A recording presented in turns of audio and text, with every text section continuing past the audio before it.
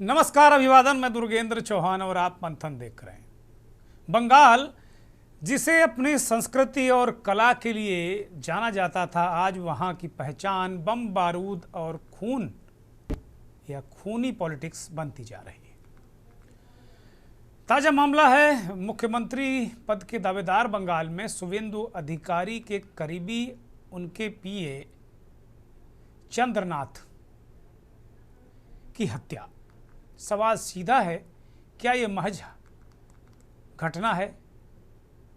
क्या ये साधारण मर्डर है या फिर बंगाल की सत्ता के गलियारों में बुनी गई कोई बहुत बड़ी खूनी साजिश? बहरहाल चंद्रनाथ के साथ उनके पीए, माफ कीजिएगा ड्राइवर, ये पीए चंद्रनाथ हैं शुवेंदु अधिकारी का, और जो चंद्रनाथ के ड्राइवर बुद्धदेव बेरा को भी तमाम गोलियां लगी हैं। उनके बारे में कोई खबर आ नहीं रही है। चंद्रनाथ की पत्नी ने कहा है कि उन्हें न्याय चाहिए, इंसाफ चाहिए।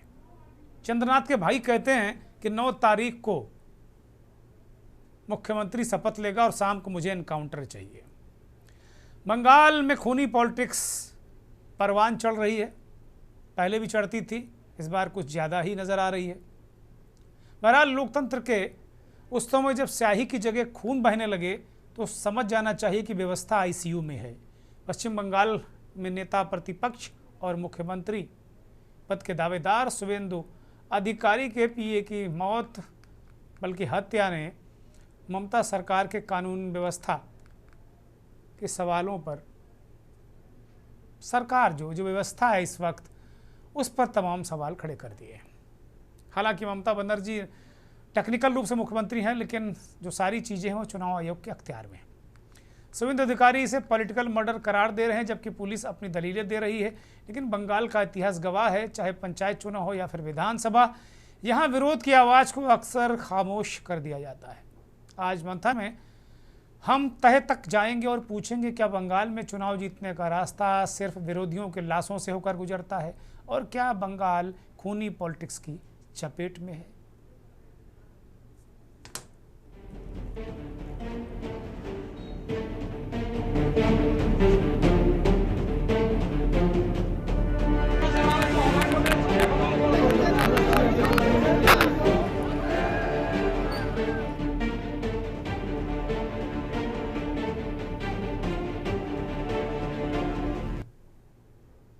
शुवेंदु अधिकारी के पीए चंद्रनाथ को उनका काफ़ी करीबी और राजदार भी माना जाता है।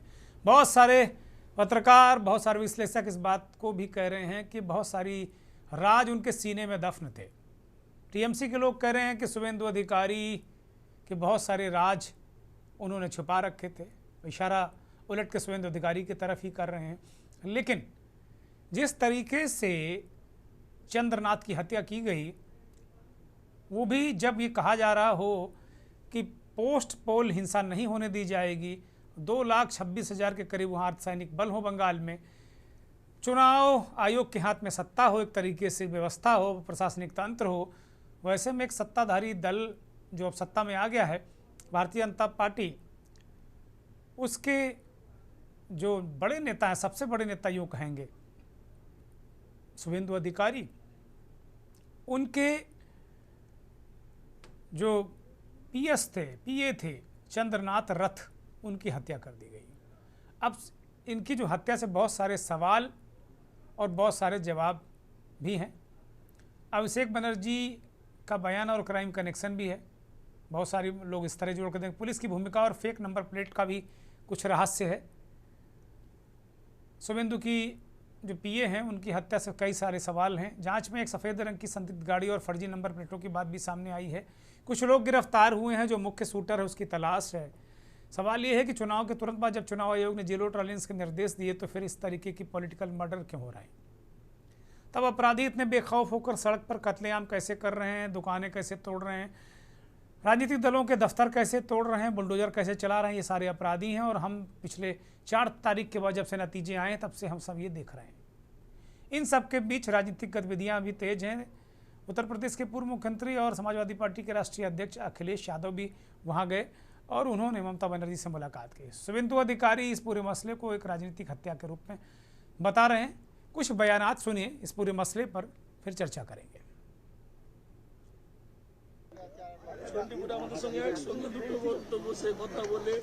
জেঠিমা খাবার বানিয়ে এনেছিল, খেয়ে ওখান থেকে তারপরে যখন রাত্রে যখন কলকাতা বেরিয়ে এলো, ওখান থেকে কখন বেরিয়েছে?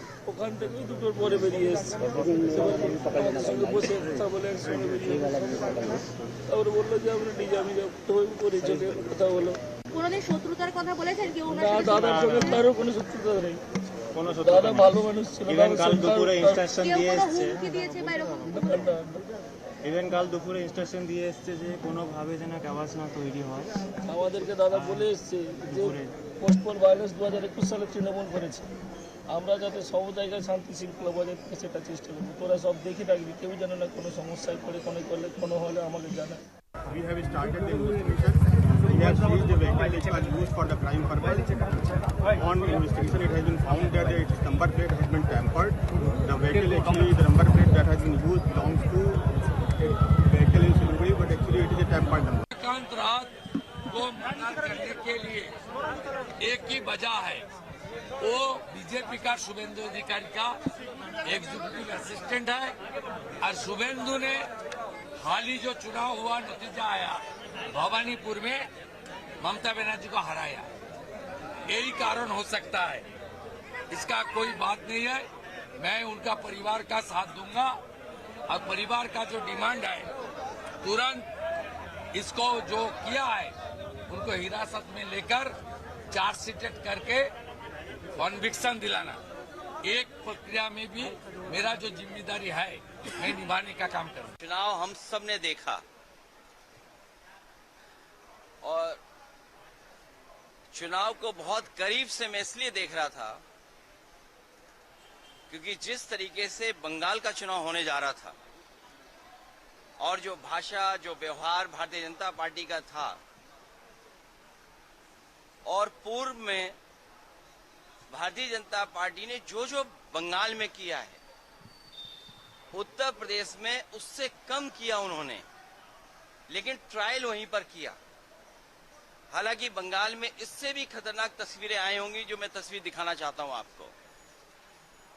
ये तस्वीर वो है जब उत्तर प्रदेश में बाई इलेक्शन हुआ था, फोर्सेस को लगा करके लोगों को वोट रोका गया, वोट नहीं डालने दिया, और चिन्हित कर करके कि कौन सा वोटर समाजवादी पार्टी का है उसको वोट डालने नहीं दिया जाएगा। और बंगाल में जो हुआ है,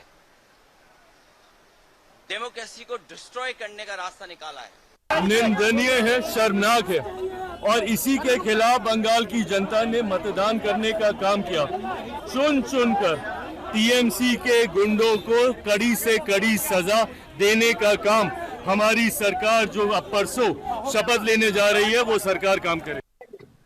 जो कार्यकर्ता मारे गए उसका एक एक पाई का हिसाब लिया जाएगा और अब गुंडागर्दी नहीं चलेगी। ममता जी भी जो एनार्किज्म कर रही हैं, इस उनको बर्खास्त कर दिया जाएगा। गवर्नर के पास ताकत है। कह रहे एनार्की नहीं चलने दी जाएगी। अरे अभी तो सीधे सीधे चुनाव आयोग के पास तंत्र है, अभी सारी चीज़ें केंद्रीय बलों के हाथ में है। उस स्थिति में अगर इतनी खतरनाक स्थिति है तो आगे आने वाला जो बंगाल का जो वक्त होगा, वो मुझे लगता है कि पॉलिटिक्स एक तो खूनी हो गई बंगाल की, अब इसमें कहीं कोई संदेह नहीं है।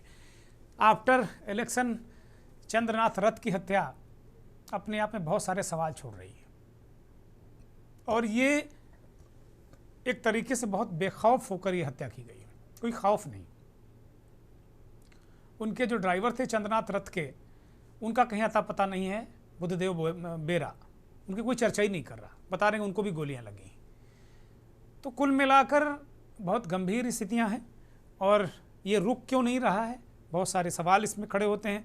राधिका भट्टाचार्य शाह हमारे साथ भारतीय जनता पार्टी बंगाल की प्रवक्ता हैं, स्वागत है राधिका आपका।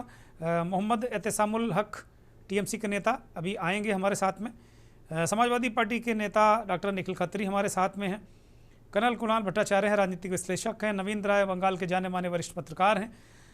अनुराग वर्मा वरिष्ठ पत्रकार हैं दिल्ली से। उत्तर प्रदेश के पूर्व पुलिस महानिदेशक और अपने ज़माने के नामी गिरामी पुलिस अफसर महेश चंद द्विवेदी साहब भी हमारे साथ इस चर्चा में हैं। दिल्ली के एसीपी रहे वेद भूषण भी इस कार्यक्रम में शामिल हो चुके हैं।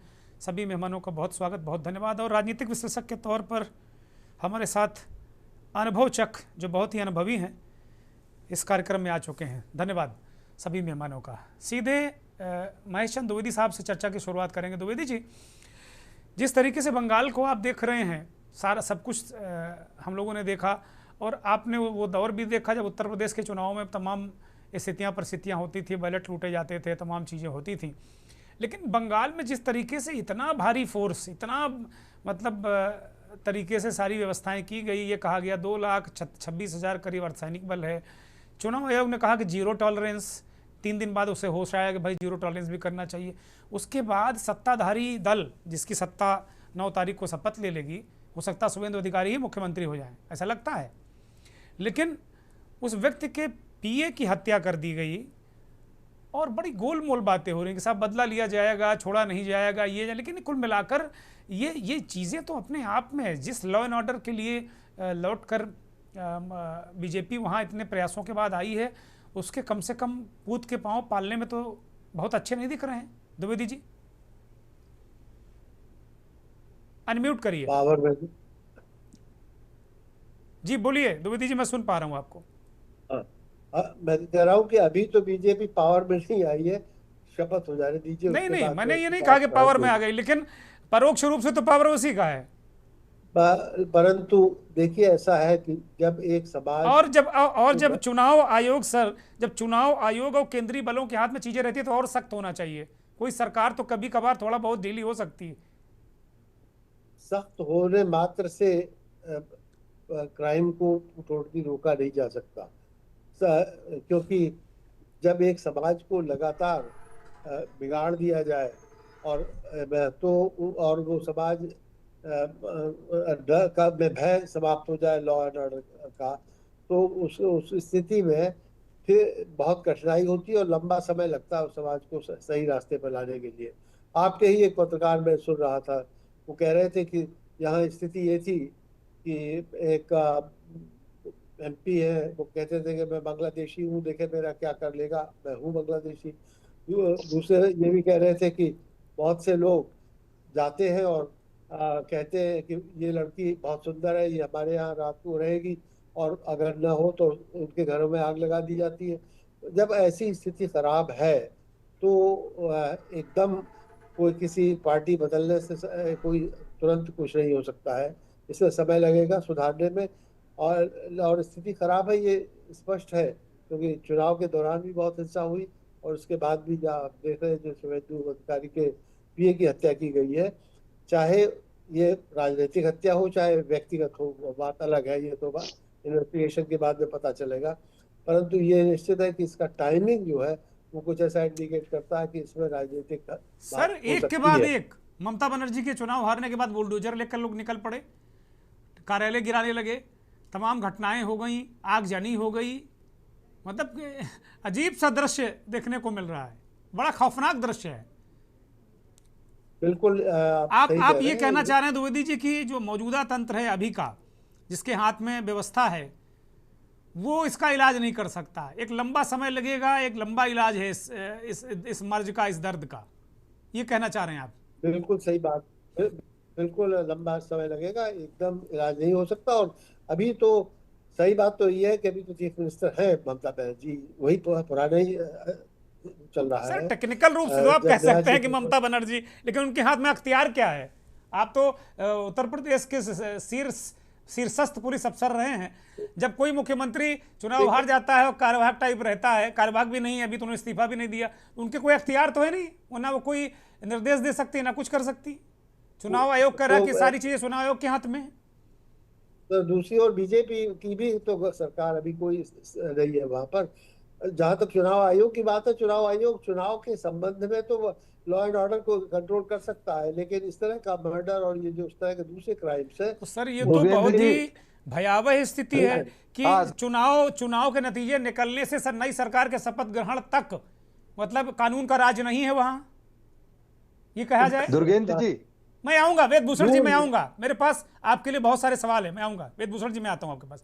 कानून का राज है लेकिन लूज है, कानून का राज होते हुए भी कहीं सख्त होता है, कहीं ढीला होता है, और ऐसी स्थिति में ये लूज है, तो लोगों को पता नहीं कौन चीफ मिनिस्टर है, कौन किसके हाथ में पावर है, क्या करेगा। और कोई भी जैसा मैंने कहा कि लंबे समय तक बिगाड़ा हुआ समाज एकदम सुधर जाए ऐसा नहीं हो सकता है, इसमें समय लगेगा, काफी समय लगेगा। ठीक है सर, वेदभूषण जी की तरफ जाएंगे।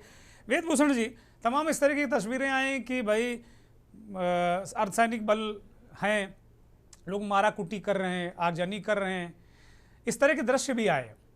एक सिपाही होने के नाते, मैं एक पुलिस अफसर होने के नाते, एक अर्धसैनिक होने के नाते, क्या अब जो हमारे बल भी हैं वो भी क्या बहुत सारे उसमें उलझे हुए हैं? उनके पास एक जो संविधान की शपथ लेते हैं वो नहीं रहता, वो तमाम चीज़ों को भाई इस पर कार्रवाई करें ना करें, बहुत अनसर्टेन टाइप उनकी मानसिकता रहती है क्या।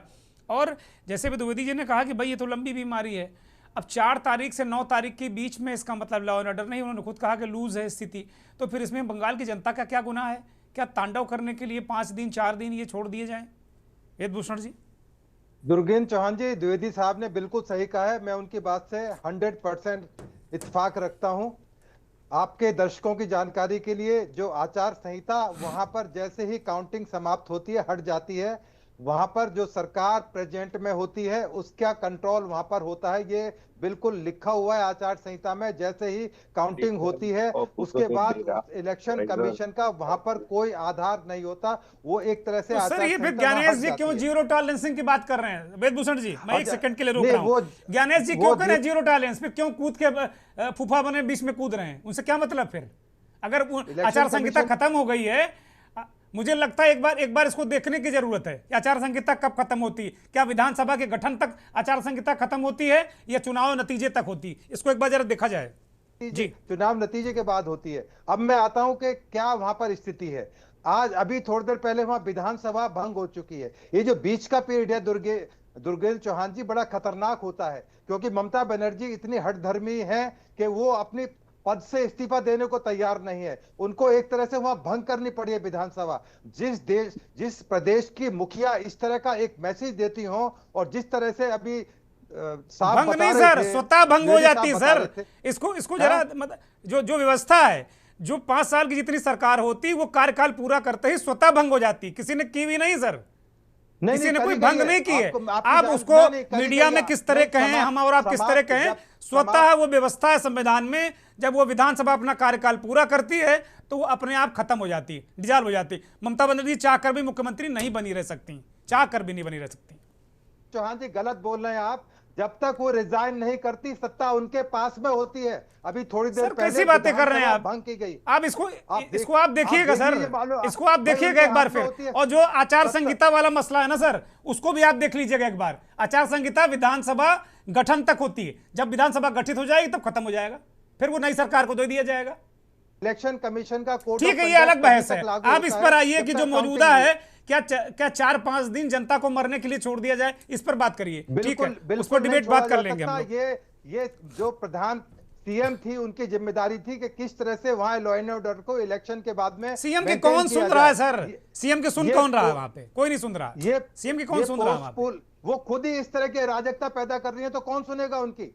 उनके जो तमाम नेता हैं इस तरह की बातें कर रहे हैं। अभी द्विवेदी साहब बता रहे थे संदेश खाली में, जो उनके शेख शाहजहां है वो कहते हैं बांग्लादेश हूं मेरा बिगाड़ लीजिए, वो तो उनके टाइम में हो रहा है। सर ये पॉलिटिकल बातें हैं सर, ये पॉलिटिकल बातें हैं, ये पॉलिटिकल बातें हैं। ये आप एक पुलिस अफसर रहे हैं, इस पॉलिटिकल बातें नहीं। मैं आपको बता रहा हूं, आप जो वास्तव में जो फेल्योर है सिस्टम का, उसको इंगित करिए। द्विवेदी जी ने कहा कि वहां की जो व्यवस्था है वो एक तरीके से अब लाइलाज है और लंबे समय तक उसका इलाज करने की जरूरत है। मैं सहमत हूं इस बात से। लेकिन ममता बनर्जी ने क्या किया? ममता बनर्जी ने अब ममता बनर्जी चली गई सर ना, अभी आप द्विवेदी साहब ने बिल्कुल सही कहा था, मैं उनकी बात से इत्तेफाक रखता हूं। इसका इलाज एक रात में कोई मैजिक का झंडा नहीं है। अमेरिका के प्रेसिडेंट पर प्रेसिडेंट रहते हुए हमला हो रहा है। ऐसा नहीं है कि रातों रात कोई शुभेंदु चौहान आ जाए। मैं करूं आप किसी दूसरे ग्रह से आदमी लाके बैठा लीजिए कि वहां सर फिर ये मत कहिए कि हम लॉ एंड ऑर्डर लाएंगे, फिर मत कहिए आपके पास कोई जादू की छड़ी नहीं। आप कहिए कि हम कोशिश करेंगे, हम कोशिश करेंगे, ये कहिए आप कि हम कोशिश करेंगे और हम अच्छा राज लाएंगे। ये नहीं कि जैसे चुनाव में कहा जाता हम जादू की छड़ी कर देंगे, लॉ एंड ऑर्डर ठीक हो जाएगा। ऐसे कैसे ठीक हो जाएगा भाई? लगाइए वहां बंगाल के अंदर, ठीक होगा नहीं होगा। फिर आप कहेंगे बुलडोजर से तोड़ रहे हैं, लंगड़ा ऑपरेशन। हाँ, संविधान कोई चीज है, आपने भी शपथ ली होगी वेदभूषण जी, आपने भी शपथ संविधान की ली होगी। संविधान ऐसा थोड़ी है कुछ भी उठा के बुलडोजर तोड़ दीजिए, गोली मार दीजिए। क्या तरीका है भाई? ऐसे थोड़ी होता है, एक सिस्टम होता है। ऐसा नहीं राज चलता। यूपी में क्यों नहीं आप बोलते? अजय पाल शर्मा ने क्या गलत कहा जहांगीर खान के इलाके में? उन्होंने बिल्कुल सहा के आपका इलाज करा जाएगा। सर ये भी कहा गया कि 6 महीने तक फोर्स लगा रहेगा, चुनाव के बाद हिंसा नहीं होगी। हुई ना हिंसा, हो रही ना हिंसा। सरकारी चाहिए तो वहाँ आर्मी भी लगा सकती है। आप छोड़िए दुर्गेश जी इस बात को, आर्मी एयरफोर्स सब कुछ है सरकार के पास में। सर फाइटर उतार दीजिए, मेरा कोई कंसर्न नहीं। मेरा कंसर्न है बंगाल के लोग सर, बंगाल के लोग। आप जेट फाइटर उतार दीजिए सर, आप मिसाइल मार दीजिए सर। मेरा कोई लेना देना नहीं। मेरा लेना देना है बंगाल के जो कॉमन मैन है, कॉमन वुमेन है, वहां के बच्चे हैं, वो मेरा कंसर्न है सर वेदभूषण जी। हाँ बिल्कुल, ये कंसर्न पहले भी 15 साल से ये कंसर्न ही तो देख रहे थे पूरा लगातार रहा है सर। आप पहली बार आए मेरे साथ, मैं लगातार रहा है, मुझे लगातार है, मुझे लगातार कंसर्न है। मैं राधिका के पास जाऊंगा, ठीक है? थैंक यू, थैंक यू, धन्यवाद वेदभूषण जी, धन्यवाद। राधिका जी, इसका क्या इलाज है, कैसे सुधरेगा ये? अभी तो 2 लोगों ने कहा कि भाई ये लंबा इलाज चलेगा। राधिका जी देखिए अभी एक बात है कि अभी ये जो इंटरिम पीरियड में है, वो तो गवर्नर RN रवि जी वो अभी एडमिनिस्ट्रेटिव हेड हो गए हमारे इस राज्य के, और फिर इलेक्शन कमीशन ऑफ इंडिया इनके नीचे है सिक्योरिटी, और फिर सेंट्रल आर्म पुलिस जो है फोर्सेस है CAPF वो देख रहे हैं, और एडमिनिस्ट्रेशन हमारे चीफ सेक्रेटरी देख रहे हैं और DGP देख रहे हैं। अभी बिल्कुल ये बड़ी दुखद बात है कि ममता बनर्जी और तृणमूल कांग्रेस की जो प्रतिक्रिया भारतीय जनता पार्टी के जीत के बाद बहुत तीव्र टकरावपूर्ण और मैं कह सकती हूँ कि भावनात्मक रही है।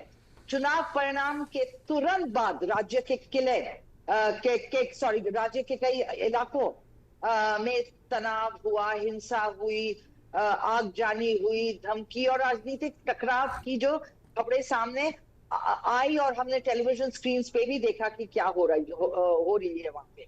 भारतीय जनता पार्टी का आरोप तो हमेशा यही रहा है कि तृणमूल कांग्रेस हार को स्वीकार करने के बजाय डर और दबाव का जो वातावरण बनाकर जनादेश को कमजोर करने का जो ये प्रयास कर रही है, ये बहुत गलत बात है। और जो मुख्य मुद्दा है वो हम कह सकते हैं कि हार स्वीकार करने में हिचकिचाहट क्यों हुई ममता बनर्जी जी को? उन्होंने चुनाव के परिणाम पर सवाल क्यों उठाया? क्यों चुनाव प्रक्रिया जो मतगणना और जो निर्वाचन संस्था पर आरोप लगाए गए, क्यों लगाए गए? मैम उन्होंने तो बताए हैं, राधिका मैम उन्होंने बताए हैं कि ये सवाल क्यों उठाए हैं। उन्होंने कहा कि जरा 12 बजे से 5 बजे तक का जरा फुटेज दे दीजिए। क्या दिक्कत है चुनाव आयोग को? इसलिए सवाल उठाए हैं उन्होंने। अब वो कहते हैं कि धांधली हुई इसलिए सवाल उठाए हैं। सवाल तो उठाए हैं उन्होंने। देखिए, जनादेश का उन्होंने सम्मान नहीं किया, ये अच्छी बात नहीं। जनादेश का उन्होंने सम्मान नहीं किया, ये अच्छी बात नहीं। उनको सर माथे पे लेना चाहिए, लेकिन जो सवाल हैं वो भी है मैम अपनी जगह।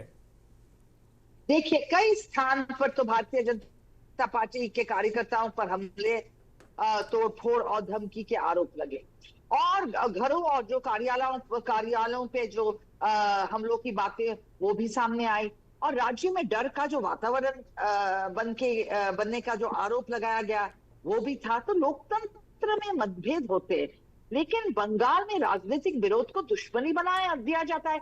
एक बंगाली दूसरे बंगाली को मारता है, और मजे की बात है। और ये क्यों? जब हमें ये जश्न मनानी चाहिए ना लोकतंत्र की। ये तो राजनीतिक लोग करा रहे हैं ना मैम, ये तो राजनीति करा रही ना, जो खूनी पॉलिटिक्स है, राजनीति है, खूनी पॉलिटिक्स है मैम। आम आदमी के खून की प्यासी है राजनीति है। आप बताइए, आपने ममता बनर्जी जी को क्या कहते हुए सुने? इस जो बाहर का जो माहौल है उस पे उनकी कौन सी टिप्पणी कोई प्रभावशाली टिप्पणी आपने सुनी है? ये बताएं। नहीं सुनी। अगर आप, हाँ बिल्कुल, उनका क्या कार्य लेकिन शुभेंदु अधिकारी के जो पीए हैं, मतलब अब दुनिया में नहीं हैं, चंद्रनाथ रथ, उनकी हत्या हो जाना कोई बहुत साधारण बात थोड़ी है। ये कहीं ना कहीं शुभेंदु अधिकारी भी टारगेट हो सकते थे इस घटना में। ये जो बहुत ही, ये जो बंगाल में हुई है, ये एक बहुत ही मैं कहूंगी कि शुभेंदु अधिकारी जी के का जो हत्या ने एक बार फिर बंगाल की स्थिति को गंभीर स्थिति में ला दिया, प्रश्न खड़े कर दिए है। ये गाड़ी को रोककर एक योजनाबद्ध हमला का आरोप है ना ये, और पीछा करना उनका और निकट से गोली चलाना, ये कभी हुआ नहीं है भारतीय राजनीति में। हम पाकिस्तान नहीं है कि ये सब बातें यहाँ पे होती है।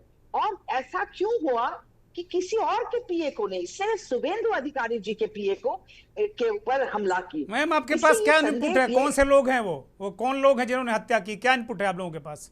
कौन लोग हैं? देखिए अभी तो लोग जो लोग पकड़े गए हैं, जो नंबर प्लेट पता चला है कि ये नंबर प्लेट बिल्कुल जाली था, जितना इंफॉर्मेशन इतना देर हो गई है मैम, अभी तक वहां की पुलिस, वहां के डीजीपी ये नहीं बता पाए हैं कि कौन लोग हैं, क्या है। अभी बहुत सारी चीजें, एक दो लोग हिरासत में हैं, ये कहा जा रहा है कि मुख्य शूटर फरार है, लेकिन अब तक मुझे लगता है बहुत सारे नाम आ जाने चाहिए थे, क्योंकि बहुत खतरनाक घटनाक्रम है अपने आप में। और वास्तव में अगर शुभेंदु अधिकारी के पीए हों चंद्रनाथ, जो इस दुनिया में नहीं है, उनके परिवार को आप देखिए किस तरीके से बिलख रहा है परिवार, न्याय मांग रहा है, और उनके भाई कह रहे हैं कि हमें 9 तारीख को इनकाउंटर चाहिए। तो अब देश में यही बचा है क्या? राजनीति का जो ये रक्त चरित्र है, ये आम लोगों के बीच में नफरत पैदा करता है। कोई भी दल हो, मैं दल विशेष की बात नहीं कर रहा हूं, लेकिन नुकसान आम आदमी को। मैं एक ब्रेक पर जा रहा हूं।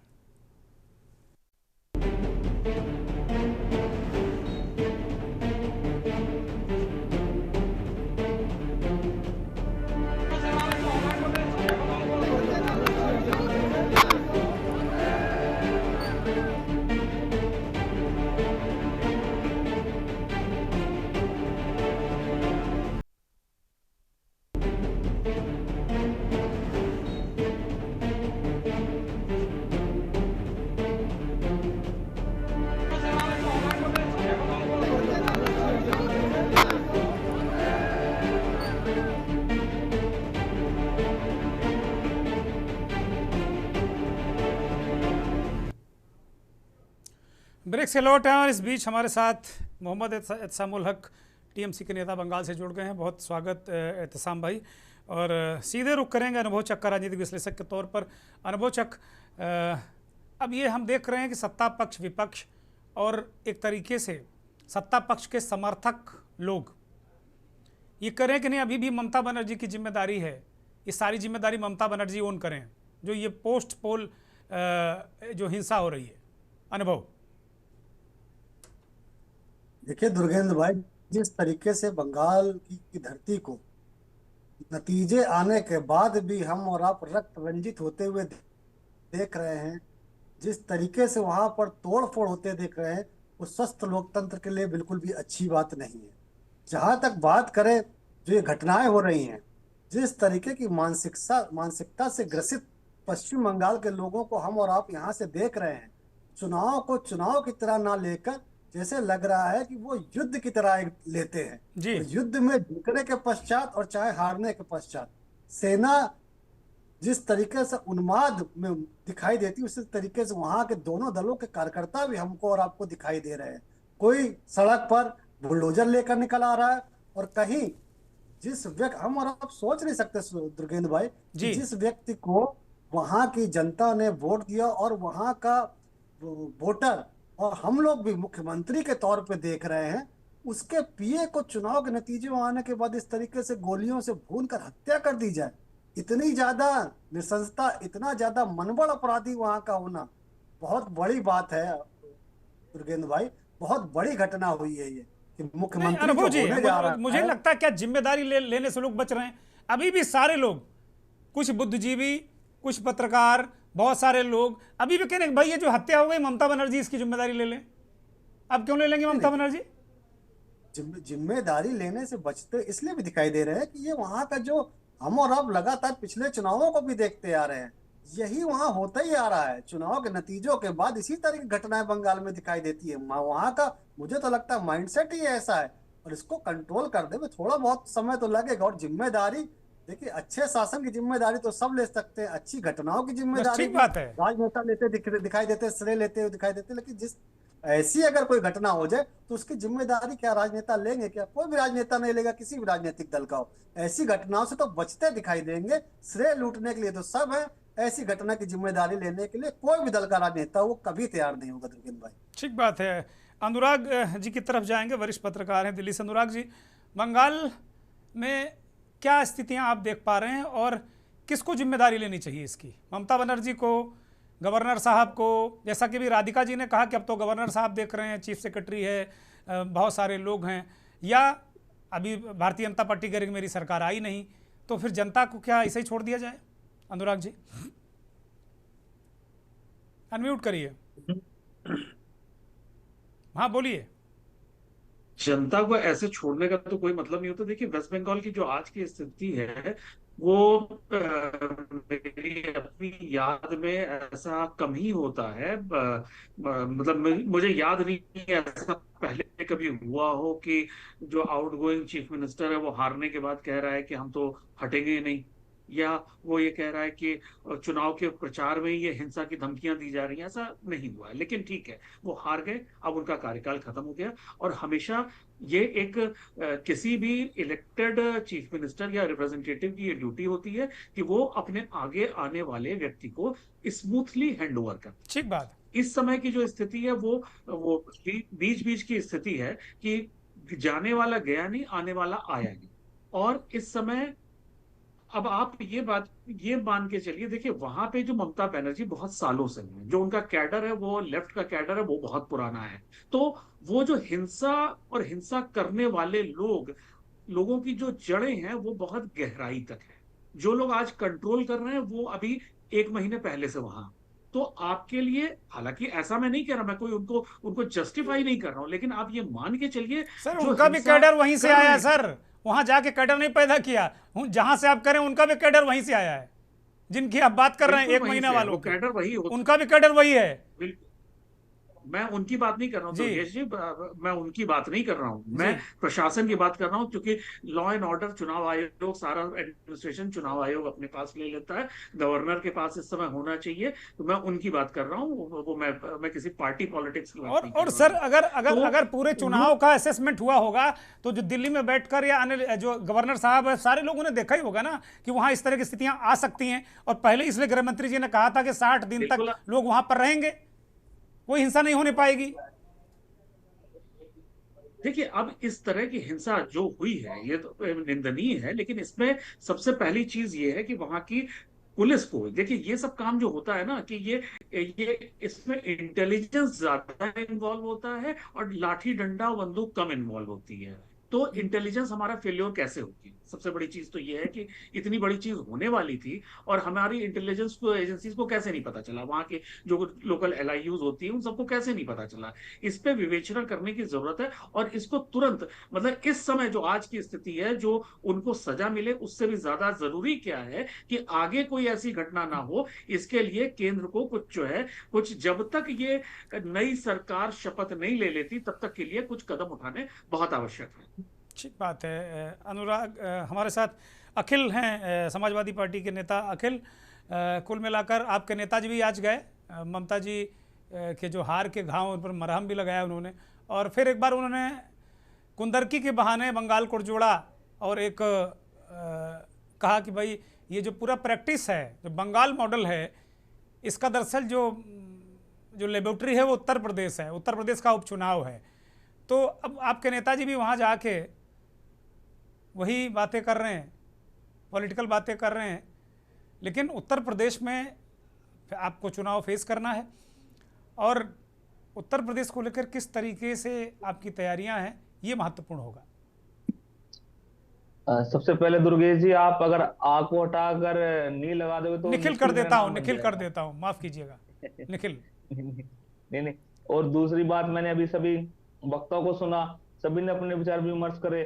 सबसे पहले हम बात एक साफ तौर पर पूछना चाह रहे हैं, इस समय क्या वहां पर गवर्नर साहब का अभी गवर्नेंस नहीं है क्या? अभी उनके निर्देश अनुसार सारे कार्य नहीं किए जा रहे हैं, और उनके निर्देश अनुसार ही वहां पर आर्म फोर्सेस तैनात हैं, वहां के डीएम चल रहे हैं, वहां के डीआईजी उनके आदेश ले रहे हैं, तो हर चीज को वहां पर गवर्नर साहब देख रहे हैं। और हमने पहली बार देखा कि कैसे चुनाव की हिंसा के दौरान 4 आदमी अपनी जान गंवा देते हैं। और इस समय शुभेंदु अधिकारी जी के अगर पीए का एसिग्नेशन हुआ है, उनको अगर इस तरह उनका हम समझते हैं कि इतना बड़ा जंगन अपराध किया, तो अभी तक भारतीय जनता पार्टी या इलेक्शन कमीशन जो भी गवर्नर साहब अभी तक कोई रिपोर्ट क्यों नहीं बना पा रहे हैं? अभी तक 300 आदमियों को गिरफ्तार किया गया, पर अभी तो जो मेन कल्प्रिट्स हैं उनका पता ही नहीं कहाँ है कहाँ नहीं, वो बिल्कुल जो प्राइम सस्पेक्ट्स हैं उनका पता नहीं कहाँ है कहाँ नहीं।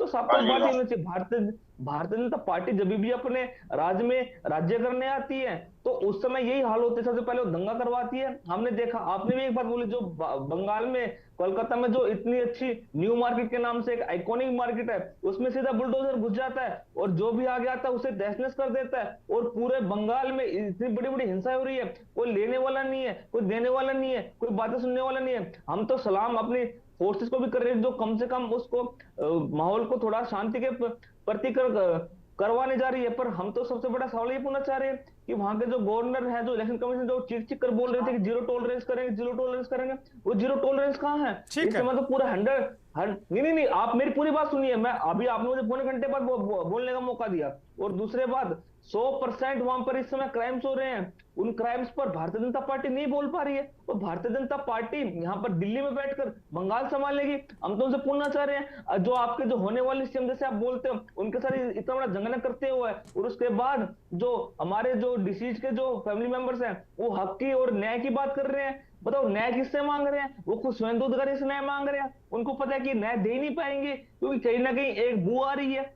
क्या उस साजिश की बू है? अभी अभी सुनने में ये आ रहा है कि उनके पीए के पास कई राजवीर थे, क्या वो राज दफन हो गए हैं? तो बातें सभी को साथ लेके चलनी चाहिए। और कैसे बंगाल में ये कोई ममता बनर्जी नहीं आ रही है, ये और कोई भारतीय जनता पार्टी नहीं जीती है, ये भारतीय जनता पार्टी को जितवाया गया है। धन्यवाद। जिन्होंने भारतीय जनता पार्टी को जितवाया है वही इस चीज का सोल्यूशन करेंगे, और वो सोल्यूशन नहीं कर पाएंगे तो जनता को सोल्यूशन। धन्यवाद निखिल भाई, धन्यवाद। एहतसाम उल हक के पास जाऊंगा। एहतसाम उल हक, ये जो ये पूरी घटना है, एक तो बार बार जो सत्ता दल के लोग, मतलब जो आने वाली सत्ता है, तो ये कह रहे हैं कि भाई ममता बनर्जी ने एक शब्द नहीं बोला कि बंगालियों शांत हो जाओ, जब हुआ सो हुआ, लेकिन अब कम से कम बंगाली एक दूसरे के खून के प्यासे ना हो। रक्त चरित्र बंगाल का एक ऐसा प्रदेश जिसकी प्रशंसा तमाम अन्य बेहतरीन कारणों से होती है, उसको एक रक्त चरित्र वाला प्रदेश कह के मीडिया में प्रचारित किया जाता है। ये साजिश भी हो सकती है, मैं कह सकता हूँ इसको। लेकिन घटनाएं तो हो रही हैं वहाँ। ममता बनर्जी को क्या ये जिम्मेदारी नहीं लेनी चाहिए अगर वो मुख्यमंत्री हैं तो? देखिए चौहान जी, पिछले 50 दिन से यहाँ पे जब से चुनाव आयोग अपने हाथों में जब लिया, जिस दिन से चुनाव की घोषणा हुई, तब से समझ लिए कि यहाँ तमाम चीज जो है चुनाव आयोग के हाथों में। तो हमारी सरकार की यहाँ पर कोई भी जिम्मेदारी नहीं बनती है, इसलिए कि मॉडल कोड ऑफ कंडक्ट जिस दिन इलेक्शन का डेट डिक्लेयर हुआ उसी दिन से लागू है। जब तक सरकार नहीं बन जाती है तब तक उनकी जिम्मा आती है। तो आपने देखा होगा कि 4 तारीख को जिस हिसाब से हमारे आदरणीय प्रधानमंत्री जी ने मुख्यालय, भारतीय जनता पार्टी का मुख्यालय दिल्ली से उन्होंने संबोधित किया लोगों को 6:30 बजे के बाद 7:30 बजे, तकरीबन 1 घंटा मैं खुद भाषण सुना उनका। उन्होंने कहा कि मुझे बदला नहीं बदलाव चाहिए, लेकिन जो परिस्थिति रिजल्ट के साथ साथ 48 घंटे के अंदर आपने देखा होगा हमारे पश्चिम बंगाल में 400 जो हमारे ऑफिस थे, टीएमसी के कार्यालय थे, उसको तोड़ फोड़ आगजनी, इस हिसाब से बताइए। तो ये कहीं न कहीं समझिए कि ये भारतीय जनता पार्टी के कार्यकर्ता हमारे तमाम जितने भी नेताओं को खासकर समझिए कि पीटा गया, मारा गया। हमारे कार्यकर्ता को पूरे गली मोहल्ला में, हमारे एक मित्र भी बहुत अच्छी बात कर रहे थे, कोलकाता के ऐतिहासिक न्यू मार्केट, हॉग मार्केट, वहाँ जो एक कार्यालय था INTUSU का हम लोगों का, तो वहां समझिए बुलडोज किया गया। उतना बड़ा शहर, काफी दुकानें, काफी लोग, गरीब लोग की समझिए वहां नुकसानात हुई है। तो यह भी सरकार बनी नहीं है। सामुल साहब, चंद्रनाथ रथ की भी हत्या की गई है, ये क्यों भूलते हैं आप? चंद्रनाथ रथ की भी हत्या की गई है।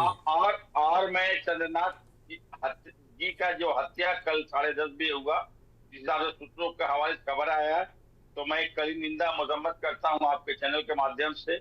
और मैं एक जांच की आदेश चाहता हूं कि इसकी जांच CBI के अंतर्गत होनी चाहिए और इसमें जो भी दोषी हो उसको कड़ी से कड़ी सजा की प्रावधान हो। जो इस तरह की घटना, बहुत दुर्भाग्यपूर्ण घटना, हम इसकी कड़ी निंदा मजम्मत करते हैं।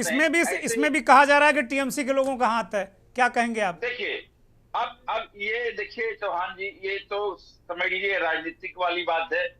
हम लोगों को इसमें नाम मलवस किया जा रहा है। बताइए, इसमें तो किसी न तरह से हम लोगों को क्या मतलब है? वो शुभेंदु अधिकारी का PA है, हम लोगों को या हमारी पार्टी किसी को कुछ लेना देना नहीं है। ये एलिगेशन लगाने का काम है, इस तरह से सिर्फ बदनाम करने की कोशिश की जा रही है। इसीलिए तो मैं आपके चैनल के माध्यम से कह रहा हूं कि अगर CBI के द्वारा अगर जांच हो तो दूध का दूध, पानी का पानी होगा, और जो भी इसमें जो साबित होगा। अच्छा, नैतिक रूप से ममता बनर्जी को बंगाल के लोगों से कुछ कहना चाहिए था कि मत लड़ाई झगड़ा करो, क्यों नहीं कहा उन्होंने? ये बताइए मुझे। देखिए, ये जो दीदी की बात कह रहे हैं कि नैतिकता तौर पर तमाम लोगों को बोलना चाहिए, तो यहाँ पर तो देखिए, आपने देखा है कि अभी तो मानवता के लिए तमाम लोगों को कर्सी के भी हिसाब से हमारी नेत्री ममता बनर्जी, जो 74-75 साल की जिनकी एज हो गई है, जो वो जिस समय जहां पर चुनाव की मतगणना हो रही थी, वहां पर समझ लीजिए देखे होंगे आपने कि जो भी CRPF थे उनको धक्का दिया और जिस हिसाब से हराया गया। और हमारी ये डिमांड थी कि 2 से 6 बजे के दरमियान जो जहां जहां काउंटिंग हुआ, जो हमारे तमाम नेताओं को मारा गया, पीटा गया और उसको वहां से बाहर निकाला गया, और जिस हिसाब से हम लोगों के साथ लूट हुई, ये लूट कहा जाता 100। अच्छा, ये बताइए तसम्मुल भाई, ये रुकेगा कैसे? इसका क्या फार्मूला है, कैसे रुकेगा? ये चलता रहेगा ये सब? नहीं चलता रहेगा। ये तो समझिए कि भारतीय जनता पार्टी ने, मैं तो कहा कि आदरणीय प्रधानमंत्री जी ने देश के लोगों को संबोधित किए कि बदला नहीं, बदलाव चाहिए। तो आपको तो मैं बता रहा हूं कि हमारे 400 पार्टी के दफ्तर इन लोगों ने कब्जा कर लिए, और ये परिस्थिति समझिए पूरे गली मोहल्ला में जय श्री राम कर करके इस तरह से स्लोगन लगा रहे हैं। आपको एक तो जान के बहुत हैरानी होगी, एक मर्द आदमी को साड़ी जो हमारी नेत्री ममता बनर्जी पहनती थी, सादा ब्लू पहनती है, उनको पहना कर करके और उनको मारते पीटते हुए और जय श्री राम करते हुए लेके जा रहा। तो ये क्या कि यही मतलब महिलाओं का सम्मान है? ठीक है सामुल भाई, ठीक है। राधिका जी, एक छोटा सा ये जवाब दीजिए, और क्या आप भी कहेंगी कि चंद्रनाथ रथ की हत्या की CBI जांच होनी चाहिए? TMC ने मांग कर दी है। देखिए, सबसे पहले ये समझना होगा कि किसी भी राज्य में जब अपराध की जांच और गिरफ्तारी का जो प्रमुख अधिकार राज्य पुलिस के पास होता है, पश्चिम बंगाल में वर्तमान में प्रशासनिक तंत्र और पुलिस व्यवस्था जो तुरंत एक दिन में नहीं बदल जाती, और भारतीय जनता पार्टी ने कठोर कार्रवाई और तुरंत जांच की मांग की है। लेकिन जमीन पर जो जांच करना और अपराधियों को पकड़ना राज्य पुलिस की जिम्मेदारी होती है। अभी मैं ये कहती हूँ कि अपराध की जांच, तो राज्य पुलिस किसके अंडर में है मैडम इस वक्त? अभी राज्य पुलिस अंडर है, गवर्नर के अंडर में है। जैसे तो फिर करना चाहिए मैम ना, गवर्नर तो ममता बनर्जी नहीं है। मैं जरा पूरा करूं मेरी बात। और केंद्रीय स्तर पर कठोर जांच और कार्रवाई की जो मांग उठाई गई है, ऐसा नहीं है कि नहीं हुआ है, और विशेष जांच और जो तकनीकी जांच जारी होने की जो बात ये भी कही गई है। और जो अगर आप कहे कि ये जो योजनाबद्ध हत्याओं में जांच को समय लगता है, कि तुरंत जाके तुरंत जिसने मारा था हेलमेट पहने हुए थे, मोटरसाइकिल पे गाड़ी पे जाली नंबर प्लेट लगा हुआ था, ये तो एकदम तुरंत और तत्काल नहीं हो सकता है। भारतीय जनता पार्टी का जो ये हमारा जो आरोप है वो ये है कि राज्य में राजनीतिक दबाव के कारण जांच प्रभावित हो सकती है। अभी मैं आपको एक बात बताती हूँ जो हमें अब कौन प्रभावित करेगा? 2 दिन बाद मैडम आपकी सरकार है, कौन प्रभावित करेगा? नहीं, अभी ये जो इंटरिम पीरियड है ना, सुनिए आप देखिए। अरे 2 दिन बाद सीबीआई को जांच दिलवा दीजिए ना मैडम। 2 दिन बाद 9 तारीख को जब आपका चीफ मिनिस्टर आ जाए तब आप दिलवा दीजिए सीबीआई को, छुट्टी मिल जाएगी, असली कातिल आ जाएंगे। या फिर वास्तव में उन कातिलों को सामने लाना नहीं चाहते, वो मसला ही कुछ और है क्या? कह रहे जैसे अभी हुई है हादसा और अभी कातिल पकड़े गए। नहीं, ये कोई नहीं कह रहा।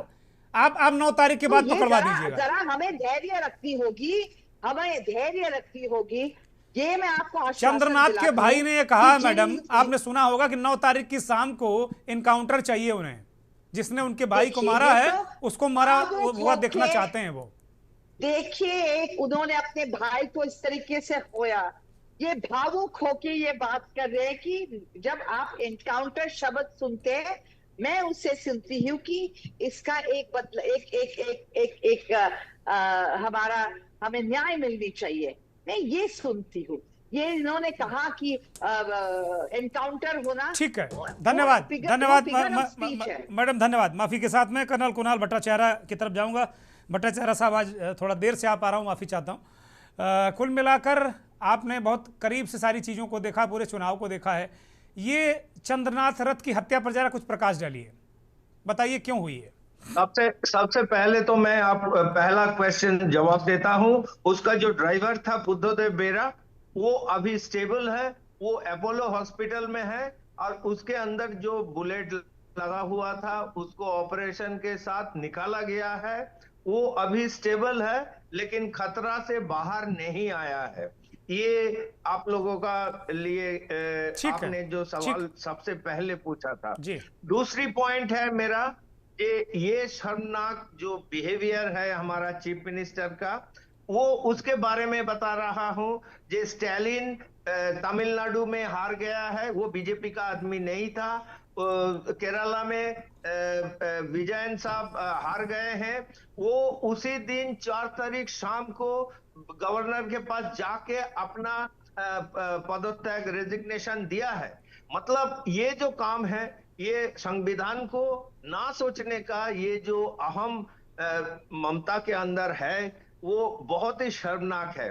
और गवर्नर का रिस्पॉन्सिबिलिटी और स्टैंडर्ड वर्डिंग है जे आपका पदत्याग, आपका रेजिग्नेशन हमने एक्सेप्ट किया है, लेकिन नया सरकार आने तक आपको कार्यकालीन मुख्यमंत्री के रूप से आप चला लीजिए। इसका मतलब the outgoing chief minister still hold the office of the chief minister। Sir सामान्य सी बात है, लगभग सभी को पता है। बंगाल में हुआ, सबको पता है, लेकिन बंगाल में नहीं हुआ। उसको गवर्नर को भंग करना पड़ा। तीसरा पॉइंट जो हक साहब ने बोला है, जे वोट चोरी, ये कोई पार्टी, मैं इलेक्शन के टाइम था, मैं कलकत्ता में। अरे सर इस पे आ जाइए ना, इस पे आ जाइए ना, चंद्रनाथ पे आ जाइए। आप तो खोजी पत्रकार हैं, चंद्रनाथ पे आ जाइए। क्यों मर्डर हुआ इनका, चंद्रनाथ पे बताइए कुछ। ये क्यों मर्डर हुआ है ये तो मैं नहीं बता सकता। क्या खबरें हैं, क्या चर्चा है इनको लेकर, क्या चर्चा है, क्या चर्चा है, क्यों, किससे दुश्मनी थी इनकी? लग रहा जी नहीं, मेरे को लगता है ये एक धमकी दिया गया है ये शुभेंदु अधिकारी को, जे देखो हमने तुम्हारा मोस्ट कॉन्फिडेंट पीए को भी मार सकता हूं। So this is our ability. ये जो भी जिसने भी किया है, मैं टीएमसी को नहीं उसके बात जिम्मेदारी दे रहा हूं, लेकिन ये अच्छा, इसकी सीबीआई जांच होनी चाहिए कि नहीं, ये बताइए कुणाल जी, इसकी जांच सीबीआई होनी चाहिए कि नहीं?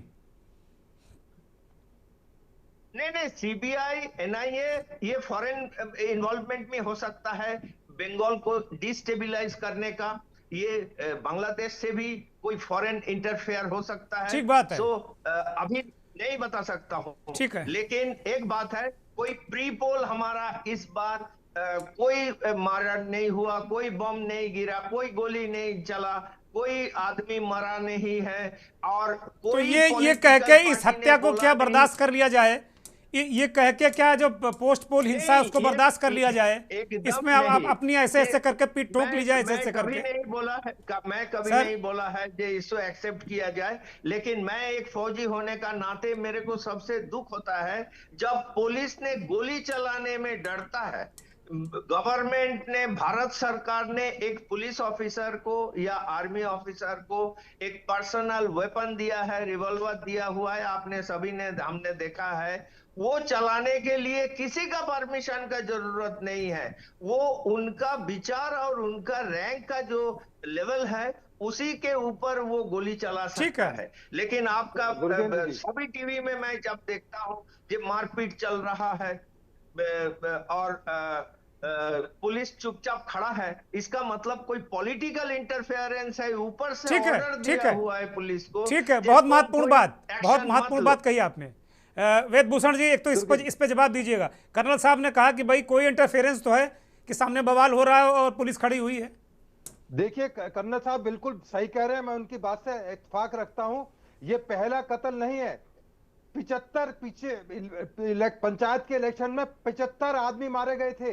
अब तक 326 लोग मारे जा चुके हैं। जो पार्लियामेंट का इलेक्शन हुआ है और तमाम इलेक्शन हुए हैं। अब सीबीआई की डिमांड कर रही है। जब ईडी इन्वेस्टिगेशन करने जाती है, चीफ मिनिस्टर, बड़े शर्म की बात है सीएम के लिए कि फाइल छीन कर आ जाती हैं, चोर की तरह भागती हुई आती हैं। और अभी भट्टाचार्य ने बिल्कुल सही कहा, और जो सीएम हारे थे उन्होंने उसी टाइम मॉरल ग्राउंड पर रिजाइन कर दिया। पर उनकी बेशर्मी देखिए, किस तरह से वो बेशर्मी है कि हद हो चुकी है। पहले कहते थे मैं सीबीआई को अपने स्टेट में घुसने नहीं दूंगी, तो इसी स्थिति में क्या उम्मीद करी जाए? ये प्रधानमंत्री जब देश के सर अब वो नहीं रही सर, चली जाती है, तो वेदभूषण सर, उम्मीद करी जाए? वेदभूषण सर, अब वो नहीं रही है ना। अब तो सीबीआई जाएगी स्टेट में, ईडी भी जाएगी, अब वो नहीं रही ना। नहीं, मना किया था, आपको नहीं पता इसका मतलब? उन्होंने मना किया था, आप दिखा देखिए, उन्होंने मना कहा था मेरे स्टेट के अंदर सीबीआई एंटर नहीं करेगी। हाँ, बाकायदे वो दिल्ली पुलिस एक्ट के तहत सीबीआई का गठन हुआ था, कोई एक्ट है। हाँ, तो उसी वजह से जब राज्य नहीं चाहेंगे, आप तो विद्वान व्यक्ति हैं, आपको तो पता, विद्वान व्यक्ति हैं, अगर कोई चीफ मिनिस्टर नहीं चाहेगा तो नहीं आएगी उसके यहाँ, नहीं आएगी। वो अकेली नहीं थी, वो अकेली नहीं थी। झारखंड के चीफ मिनिस्टर ने भी इस बात को कहा था नहीं आने देंगे। खैर, ये चर्चा डिरेल हो जाएगी, मेरे पास वक्त नहीं। अब मैं, आप अपनी बात कुछ कहना चाहते तो कहिए, नहीं मैं जाऊंगा, अब इसको समाप्त करूंगा। बोलिए वेदभूषण जी, कुछ कहना हो तो कंप्लीट करिए। मैं ये कहना चाहता हूं कि जिस तरह से वहां पर लॉ एंड ऑर्डर चल रहा था, द्विवेदी साहब ने भी कहा और भट्टाचार्य जी ने, और मैडम जो बोल रही है उन्होंने बिल्कुल सही कहा है अपनी जगह पर। आप रातों रात कन्वर्ट होगा, हालात बदले, पर शर्म की बात है जब ये हत्यारों को आप, उनके लिए तो आंसू बहाएंगे जो जिन्होंने मारा है, मर्डर किया है, मोमबत्ती लेकर मंतर आएंगे, हंगामा होगा। देखिए, जब वो अरेस्ट होंगे ना, और गलती से पुलिस को एनकाउंटर कर दिया तो पूरे बंगाल के अंदर कर्फ्यू लगा देगी ये टीएमसी, क्या निर्दोष लोगों की हत्या की गई है। जो मारा गया जिस रथ जिसकी हम चर्चा कर रहे हैं, उसके लिए कोई आंसू नहीं बहाएगा, उसकी पत्नी को कोई नहीं पूछेगा। जो क्रिमिनल है, धन्यवाद वेदभूषण जी, धन्यवाद। महेश चंद्र द्विवेदी जी, कैसे सुधरेंगे हालात? एक फाइनल कमेंट महेश चंद्र द्विवेदी जी, छोटा सा। महेश चंद्र द्विवेदी, देखिए, हालात सुधारने के लिए केवल पुलिस ही नहीं, न्याय व्यवस्था सुधारना होगा, जेल व्यवस्था को सुधारना होगा। कुछ ऐसे सख्त कदम होंगे जैसे उत्तर प्रदेश में और सुधरे हैं, तो कुछ कदम यहाँ के भी लिए जा सकते हैं। लेकिन न्याय व्यवस्था, जेल व्यवस्था, ये सब कॉमन है। यहाँ तक वकीलों का भी को सुधारने की आवश्यकता हो, जब ये सुधारे जाए तो इसमें समय लगेगा। धीरे धीरे मैं आशा करता हूँ कि नई सरकार इस ओर ध्यान देगी। अनुभवचक, कैसे सुधरेगी बंगाल की व्यवस्था? बहुत जल्दी से छोटा सा कमेंट अनुभवचक। देखिए दुर्गेंद्र भाई, बंगाल की व्यवस्था, जो नई सरकार आई उससे हम सभी को ये अपेक्षा है कि जो पुलिस अधिकारी होंगे, जो प्रशासनिक अधिकारी होंगे, उन पे जो है राजनीतिक रूप से कोई दबाव नहीं होगा। राजनीतिक रूप से उनको कुछ करने को या ना करने को उनको मजबूर नहीं करा जाएगा, और उनकी योग्यता के आधार पर उनको पोस्टिंग दी जाएगी, और उनको अच्छे कार्य करने के लिए, अच्छा प्रशासनिक व्यवस्था चलाने के लिए छूट दी जाएगी, स्वतंत्र होकर काम करने का अवसर दिया जाएगा। और जो अधिकारी भी पोस्ट होंगे वो भी बगैर जाति धर्म देके उनकी राजनीतिक पार्टी देखे, उनके जुर्म के आधार पर, आरोप के आधार पर उनके ऊपर कार्रवाई करेंगे तो बंगाल की व्यवस्था निश्चित ही सुधरेगी।